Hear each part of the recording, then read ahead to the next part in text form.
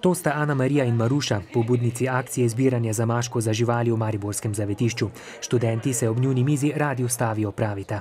Lahko prinesejo zamaške, igrače, hrano, pa tudi zbiramo denarne prispevke. Teda vse, kar tu vidite.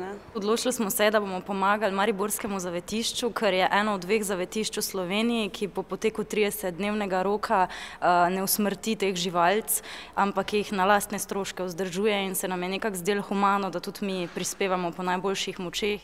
V zavetišču se namreč že dlje časa spopadajo s finančno stisko. Zaposleni so že brez 6 plač, visokih stroškov ne zmorejo plačevati, med drugim tudi ogrevanja. Plinarni dolgujejo več kot 6.000 evrov. Sprašujejo se, kako bo po zimi, ko bodo temperature padle, a stroke omenjene težave ne skrbijo. Glede temperatur še ni kritično. Temperature niso pod ničlo in so prostori še, tudi če niso ogrevani, zadostijo minimalnim pogojem za namestitev psov in mačk. Na Društvu za varstvo in proti mučenju živali so koncesijo za upravljanje azila že vrnili. Ime novega koncesionarja bi moralo biti znano že v petek, a se na razpis ni prijavil nihče, zato so ga na občini podaljšali do 18. novembra.